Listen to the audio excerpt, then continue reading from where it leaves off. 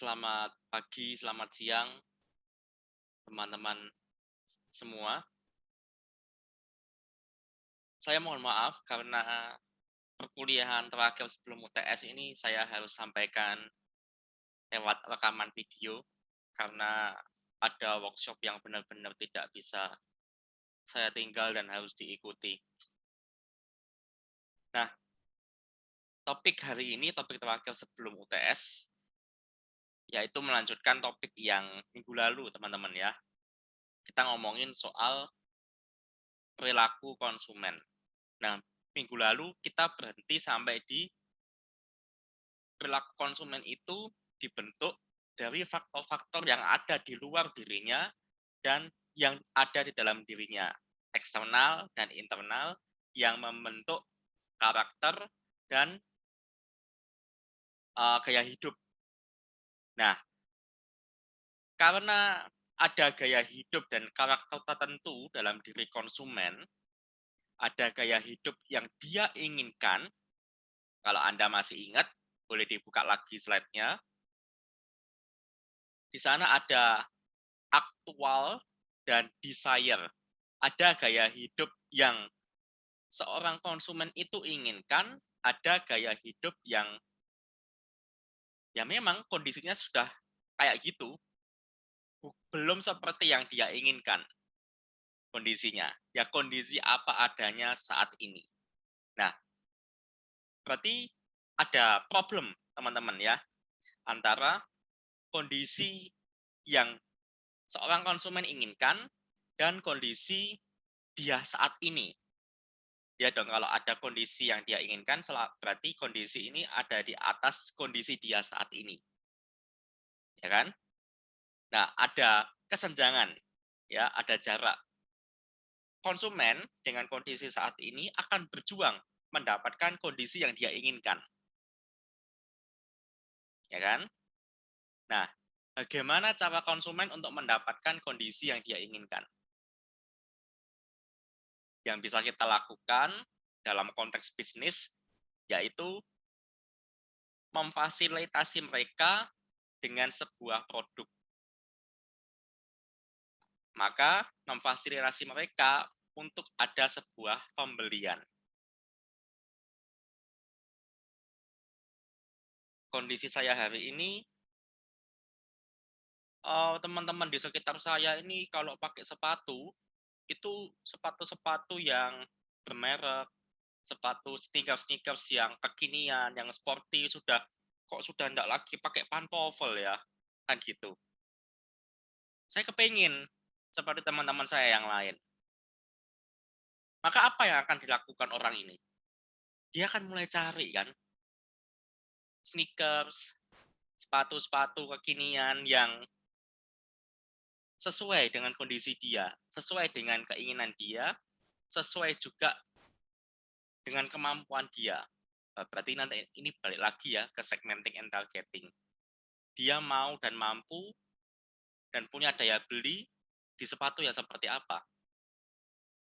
Maka tidak salah ya, ada orang-orang yang butuh terlihat keren dengan sepatu, tapi karena kondisi finansial tidak memungkinkan, tapi secara psikis dia harus menjadi sama seperti orang lain atau menjadi seperti yang dia inginkan, maka belilah sepatu-sepatu KW atau sepatu-sepatu yang aspal ya, asli tapi palsu, terlihat asli tapi sebenarnya bukan. Supaya orang juga lihat, Arek itu pakai Nike, Arek itu pakai Adidas padahal palsu. Tapi ya tidak semuanya palsu. Ada orang-orang yang memang beli asli. Nah, apapun itu produk yang dia beli, entah beneran produk asli atau produk palsu ya teman-teman, pasti ada satu proses yang mengarahkan si konsumen untuk sampai ke tahap dia beli. Namanya adalah consumer decision making process. Konsumen tidak sekonyong-konyong beli. Ada hal-hal yang membuat dia beli. Tapi kadang seringkali kita tuh tidak pernah sadar kita melewati kondisi ini. Taunya aja, saya sudah di sebuah toko, saya harus beli sesuatu. Tapi jauh sebelum kita melangkahkan kaki dan sampai kepikiran saya harus ke toko itu, nah ada asal-usulnya teman-teman. Hari ini kita akan membahas asal-usul itu sebelum konsumen sampai ke kondisi dia beli. Benar-benar melakukan pembelian ya.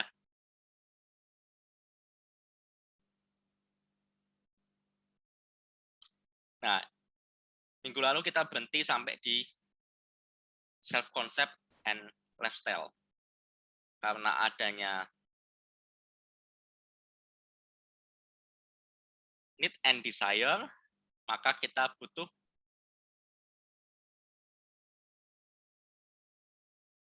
cara untuk memenuhi hasrat, kebutuhan, dan keinginan. Dimulai dari mana? Dimulai dari situasi, teman-teman. Situasi ini apa? Situasi itu segala faktor, entah itu bisa dalam pertimbangan waktu, tempat, ya,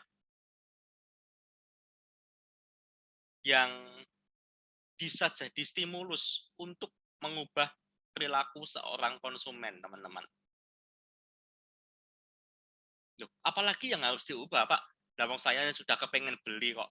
Mau diubah apa lagi? Tuh, tunggu dulu. Tak ajak kembali lagi, teman-teman ya. Kembali ke pertemuan pertama soal marketing konsep. Ingat ya, kondisi kita hari ini, kita tidak berdiri sendiri. Ada banyak kompetitor di sekitar kita. Maka, ya memang, konsumen kepengen beli sepatu. Tapi apakah belinya di toko Anda? Apakah belinya di outlet? Apakah belinya di brandmu? Kepengennya kan di brand kita, beli produk kita, di toko kita. Menutup segala opsi brand, produk, dan toko yang lain. Maka kita harus ciptakan situasi tertentu bagi konsumen. Setelah situasi ada, ya konsumen pasti sadar karena ada problem, ada gap ya, yang harus dia tutup, maka dia akan cari informasi, teman-teman. Aku kalau mau beli sepatu di mana ya sing apik ya, sing murah ya, duitku cuma segini, sing lagi promo ya. Nah, nanti promo itu juga salah satu faktor yang membentuk situasi, teman-teman ya, untuk mempercepat pembelian. Maka ada situasi-situasi yang diciptakan oleh bisnis supaya konsumen, yuk, jangan nunggu besok, hari ini aja nih. Maka kalau bikin promo, nggak bisa kita bikin promo yang seumur hidup ya, teman-teman. Kecuali memang bisnis Anda seperti Togamas, seperti Hypermart, Matahari kok, Hypermart, Matahari, yang memang bentuk bisnisnya, model bisnisnya adalah setiap hari potongan harga. EDLP, Everyday Low Price namanya ya, konsepnya EDLP, Everyday Low Price. Dan memang itu ada konsep bisnis yang seperti ini. Setelah dia cari informasi, apa teman-teman yang biasa Anda lakukan? Dapat saya informasi, oh ada di toko ini, toko A, B, C, D. Ada di mall ini. Maka Anda akan melakukan evaluasi atas alternatif yang tersedia. Nah, alternatifnya dapat dari mana? Nanti kita akan ketahui ya. Dapat dari mana. Atau bahkan jangankan toko dulu deh.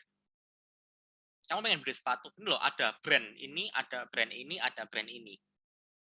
Brand ini punya bentuk yang kayak gini, punya model yang kayak gini, punya tipe yang kayak gini.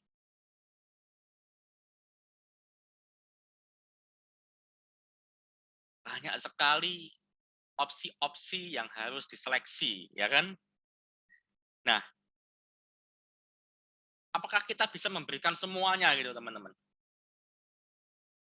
Enggak, kadang kita juga kepingin ngarahkan. Mending sing ini belinya. Soalnya kalau kamu kepengen brand ini, aku enggak punya. Kalau kamu kepengen bentuk kayak gini, fasilitas kayak gini, bisnisku masih belum bisa aku kayak gini. Nah, kalau kita lihat, itu kan kelemahan kita, ya kan? Termasuk ya kita harus akui ya bahwa bisnis baru punya kelemahan yaitu konsumen belum kenal, konsumen tidak tahu siapa kita, konsumen juga belum percaya produk kita, belum percaya layanan kita, belum lagi konsumen berurusan dengan brandmu nggak bawa apa-apa buat aku. Ya aku kenapa harus beli sepatu dengan brand lokal merekmu? Hargamu 400.000. Ya tak tambah sedikit-sedikit setidaknya aku sudah dapat sepatu sing mereknya sudah lebih jelas ya. Tak tambah 300, tak tambah 400 sudah lebih gitu. Apalagi mungkin kalau ketika sport station ada promo, harganya bisa kurang lebih sama seperti brand lokalmu. Nah, mosok ya kita pasrah teman-teman ya wes beli di sana lah wes. Lah ya ndak payu, ndak dapat duit kita. Kepengen kita meskipun brand kita baru, produk kita ini baru, konsumen kita tetap pilih kita sebagai salah satu alternatif mereka, ya kan? Nah, pemilihan alternatif bisa juga dalam bentuk outlet, toko, ya kan? Maka dari sini bisa jadi ketika konsumen sudah dapat informasi, dia bisa langsung ke pemilihan outlet. Atau karena begitu banyaknya model, bentuk, tipe, spesifikasi, kayak HP gitu ya, maka dia harus melalui satu tahap lagi sebelum sampai saya mau beli di mana, toko apa. Ternyata dalam proses pengambilan keputusan tidak selesai sampai di konsumen beli, tapi selesai di post purchase teman-teman. Meskipun belum dilalui oleh si konsumen ini teman-teman. Bisa dilalui atau belum dilalui. Kok bisa gitu?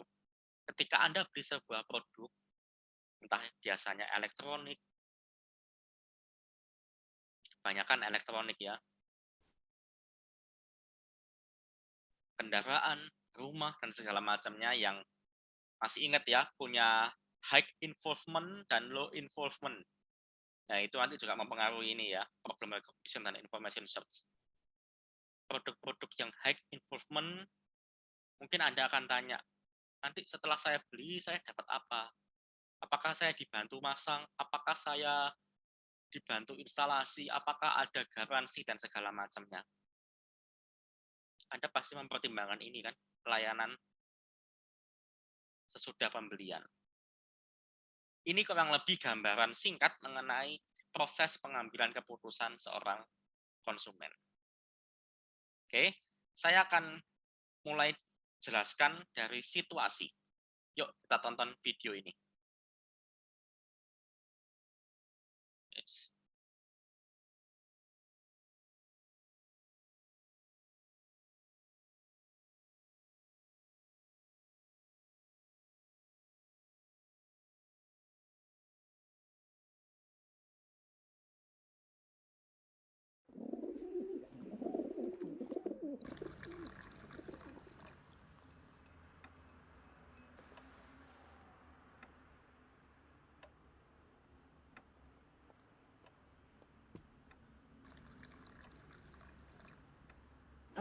Nanti nikahnya pakai adat apa ya? Biasanya ikut adat pihak perempuan. Kalau adat kami ikut pihak pria.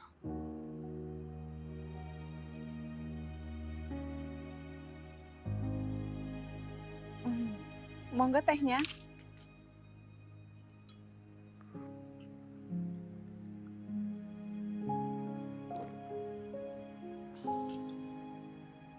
Sebenarnya zaman sekarang mau adat siapapun, Yang penting mesra, kan? Saat perbedaan memisahkan, bicara mendekatkan.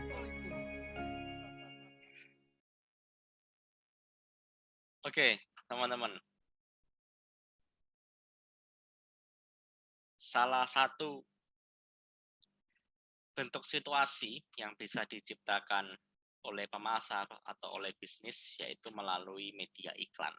Ya, barusan adalah iklannya Sariwangi, pernah tayang di TV, dan apa sih hubungannya dengan yang mau kita bahas soal situation? Ya, kita sebagai pemasar mungkin tidak bisa untuk benar-benar tahu ya, apakah konsumen ini punya situasi tertentu yang bisa mempengaruhi perilaku pembeliannya, yang bisa mendorong mereka untuk beli. Maka kalau kita tidak tahu, ya sudah, buat aja situasinya, ya kan? Dan memang tantangannya adalah bagaimana kita itu mampu untuk create situasi tertentu, supaya konsumen bisa menyegerakan pembelian, supaya konsumen juga sadar, ada masalah, ada gap yang harus saya penuhi. Nah, seperti tadi di video itu, ada 2 keluarga yang sedang merencanakan pernikahan, tapi punya permasalahan, satu kepingin adat Jawa, sesuai dengan itu bisa tersirat ya dari baju yang mereka pakai, dari bentuk muka ya, dan satunya adat Chinese.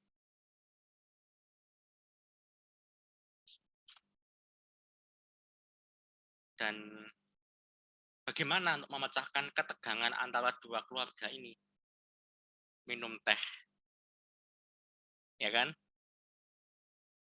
Artinya apa dari video, dari iklan yang dibuat oleh Sariwangi?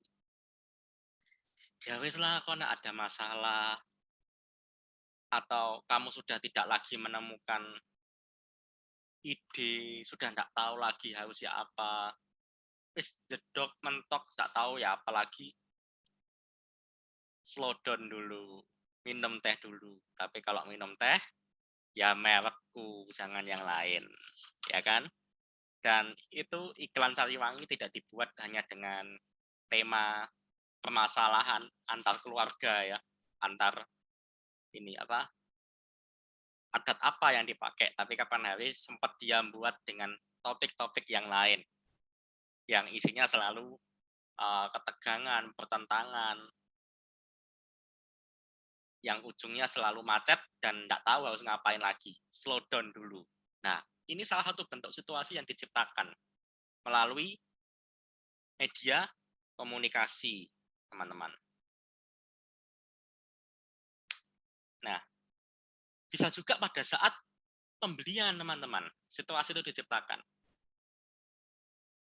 Pernah ya saya cerita soal, apa sih kok Bread Talk, Bread Life selalu punya bau manggang roti. Dan selalu ada. Kenapa kok Gramedia selalu muterin musik-musik jazz, slow, Starbucks juga, kafe-kafe tertentu juga. Atau kenapa juga ya, kalau Anda pernah ke Bumi Surabaya, aroma yang ada di sana ketika masuk, mungkin beberapa orang sangat menyengat, tapi saya sangat suka sekali. Aromanya ada seperti aroma serai, jahe, kayak gitu. Kayak wedang jahe yang diuapkan. Sangat menyenangkan sekali. Ya bagi saya, yaitu yang membuat saya senang sekali ya dengan mereka.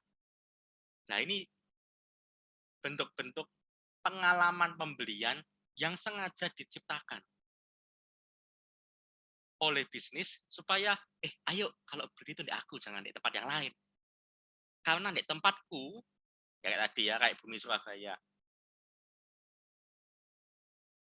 nuansanya benar-benar seperti Bumi Surabaya, bumi tradisional Jawa. Aromanya, lagunya, nuansa di ambience-nya ya. Nah, itu satu pengalaman yang diciptakan oleh pemasar, oleh bisnis untuk membuat situasi yang buat Anda kepingin ke sana, enggak kepingin ke tempat yang lain nanti. Ya kan? Nah, situasi juga bisa diciptakan dari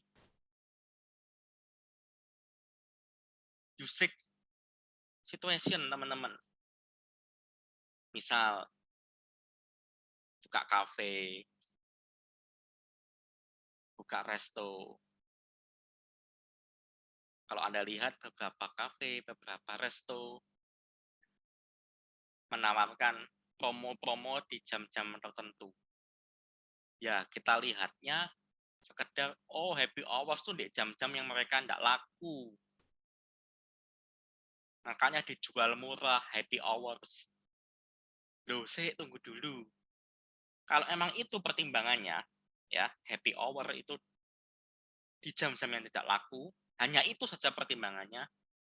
Waduh, ya mohon maaf, salah kalau menurut saya. Kenapa? Nah, ngapain Anda jual produk di jam-jam yang orang juga tidak mau beli? Jual murah pisan. Ya gak apa-apa, Pak. Pokoknya payu. Ya ini konsep dagang zaman dulu ya, teman-teman. Tapi apa sih sebenarnya di balik happy hours itu, teman-teman? Karena ada situasi yang mau diciptakan. Jam berapa sih biasanya kafe itu buka happy hours? Mungkin resto atau mungkin karaokean happy hours ya. Jam 2 sampai jam 5. Apakah pas jam-jam orang kerja, teman-teman itu? Depends ya, kerjanya apa ya. Kalau kerjanya dosen, iya ya saya kelas jam 1 sampai jam 3. Tapi kan ya percuma. Tidak bisa saya yang kelas kok. Kenapa di jam-jam itu? Tanya ya sama teman-temanmu, orang tuamu mungkin yang kerja kantoran. Pengalaman saya, kami kalau kerja kantoran, jam-jam hektik itu jam 8 sampai jam 11 pagi, teman-teman. Itu isinya administrasi tok. Setengah mata nyelesain administrasi yang kemarin, nyelesain administrasi yang harus dikerjakan hari ini, atau buat janji, buat proposal, buat offering untuk hari ini. Nah, kapan offeringnya dieksekusi? Kapan kita ketemu dengan klien? Kapan kita meeting? After lunch. Jamnya jam berapa? Biasanya saya juga janjian dengan klien-klien itu after lunch ya Pak, setelah makan siang ya Pak. Dan mereka tahu itu paling jam 1:30, 2. Di mana? Nah, daripada di kantor, di kafe yuk Pak. Sambil nongkrong, sambil ngopi, sambil makan. Ayo Pak, saya yang treat Bapak, saya yang treat. Udah datang aja Pak, urusan saya nanti soal pembayaran dan segala macamnya. Padahal happy hours. Nah, itu yang harus dimanfaatkan bisnis, teman-teman. Ada usage situation tertentu. Orang-orang lagi butuh saya. Anak sekolah sudah pulang. Ayo ke sini aja. Ojo ngerjain PR di rumah. Ya, tapi kalau selama pandemi nggak bisa ya, teman-teman. Tapi juga bisa disposition, teman-teman. Ya, disposition ini bisa bawa positif, bisa bawa negatif juga ya.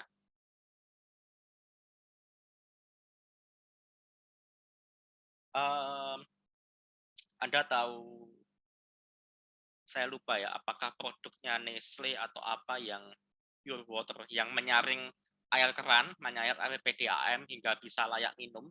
Bentuknya seperti dispenser, tapi tidak bisa dimasuki galon. Saya lupa. Nama produknya apa? Pure It atau apa ya? Lupa. Semoga Anda tahu. Memang dispensernya, alat penyaringnya itu sekali beli. Tapi filter di dalamnya itu harus diganti sekian bulan sekali kalau tidak salah. Nah, berarti kita setiap bulan sekali ngeluarin cost untuk ganti filter, teman-teman. Nah, disposition situation tuh gini. Ada orang yang mikir, waduh, nek setiap bulan ganti filter. Ya podo wae nek aku beli air galonan ini.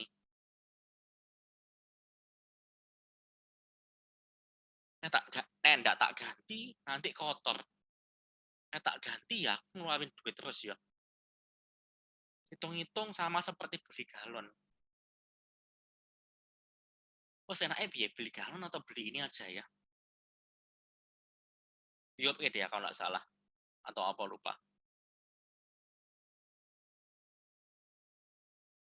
Aduh repot wis.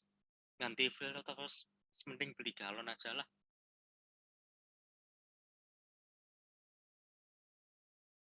Karena situasi-situasi yang dibayangkan, waduh repot, ruwet, podo ae mek beli yang itu. Kak Sido beli jadinya teman-teman. Tapi iki lebih gampang, lebih sederhana, lebih simpel, perawatannya lebih mudah, hitung-hitung kosnya lebih murah. Beli ini aja. Nah, itu juga bisa teman-teman ya. Itu situasi yang mempengaruhi seorang konsumen untuk beli. Untuk, ya mungkin belum beli ya. Untuk mulai mempertimbangkan, saya sekiranya butuh produk yang seperti apa, tipe apa, beli di mana. Kayak gitu. Nah, situasi ini yang membuat orang masuk ke dalam tahap decision making. Ada 3 bentuk, ada 3 skenario sebenarnya, bukan 3 bentuk, 3 skenario, teman-teman. Skenario paling apa ini? Kanan, skenario paling kiri, dan tengah-tengah lah ya. Didasarkan pada low or high involvement dalam pembelian. Semoga Anda masih ingat apa bedanya low dan high. Setiap konsumen, setiap orang punya perbedaan sendiri-sendiri ya. Ya mungkin sama-sama kita punya kebutuhan yang sama ya. Saya dan Anda mungkin sama-sama pria, kita punya kebutuhan yang sama. Mungkin kita sama-sama butuh pomade ya, misal. Tapi mungkin bagi Anda itu low karena setiap hari Anda pakai. Jadi alah ya wis pomadeku ini. Nggak butuh mikir dan mempertimbangkan yang lainnya, teman-teman. Tapi mungkin saya pertama kali pakai pomade nih. Maka saya bingung, pomade apa ya yang tak pakai ya? Beli di mana ya? Harganya sih murah di mana ya? Pomade kok ada sing bubuk, ada sing gel, ada sing kayak lilin, ada sing kayak gini. Bedanya apa ya? Pakainya gimana ya? Produk yang sama, untuk kelompok konsumen yang sama. Tapi Anda mungkin bisa low, saya bisa high. Gitu. Begitu juga dengan yang lainnya ya. Nah, kalau low purchase involvement, wah ya wis, gampang toh. Saya butuh makan, ya udah, beli, selesai. Tapi bisa jadi makan itu jadi high involvement. Aku butuh makan. Ya wis toh, beli di depan toh, warung depan. Duh, ndak iso rek. Aku mau ngajak keluarga calon istriku. Loh, ya cok diajak makan dek warung sembarangan. Nggak jadi istri nanti. Maka saya harus mikir, ajak makan di mana ya? Ajak makan Chinese food, makanan Jepang, all you can eat, makanan Korea, atau makanan Indo. Itu ndek mall, itu ndek hotel, atau ndek resto yang nggak usah masuk mall ya, langsung parkir makan. Enaknya di mana ya? Dan budgetku segini, itu di mana ya seingat saya? Tapi budget segini, setidaknya calon keluargaku ini juga nggak ketok ya apa ya, saya bisa dipandang, saya bisa diterima. pilihanku ndak ngisin-ngisini gitu loh, ndak malu-maluin gitu loh. Cari alternatif kan teman-teman. Sorry, cari informasi. Tanya sana, tanya sini, tanya temen, tanya semua emang tanyai. Si mana, dek mana? Termasuk telepon ke restonya, bisa ndak kayak gini dan gitu. Berapa budgetnya, apakah saya harus booking dulu? Akhirnya karena banyak sekali alternatif, kita harus milih mau yang mana. Setelah dapat baru beli. Gitu. Yang tengah-tengah ini ya tidak terlalu low, tidak terlalu high. Itu saja, teman-teman. Nah, problemnya sekarang cari informasinya si seorang konsumen gimana? Ya memang benar teman-teman ya, informasi didapat dari media komunikasi yang akan kita bahas nanti setelah UTS. Ini teman-teman, seorang konsumen bisa mendapat informasi dari internal dan eksternal. Internal itu berarti ya sebenarnya informasi itu ada di dalam diri dia sendiri. Entah dia lupa, entah dia tidak ingat, ya sama aja pada tidak ingat. Nah, internal information biasanya digunakan ketika low involvement, teman-teman. Dan tengah-tengah ini ya, dia masih pakai internal. Kenapa? Ya, karena dia sudah tahu duluan. Internal information itu dari pencarian-pencarian di masa lampaunya dia. Dulu aku sudah pernah cari, sudah pernah searching, jadi santai aja. Dulu sudah pernah coba di resto ini, sekarang di resto ini coba. Nggak perlu tanya-tanya lagi, karena sudah punya database ya di ingatan kita. Atau dari pengalaman kita di masa yang lampau. Dek, resto itu kemarin nyoba ke sana enak. Nah, berarti kan enggak repot ya pencarian produknya. Sangat-sangat low involvement sekali. Atau yang tengah-tengah ya. Yang enggak low, yang enggak high. Ya wis coba dek resto itu kapan hari pernah ke sana.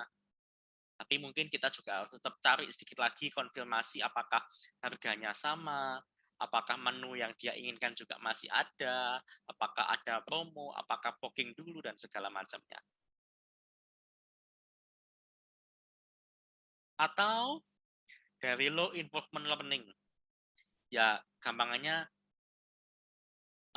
proses pencarianku ini enggak susah-susah banget lah. Gitu.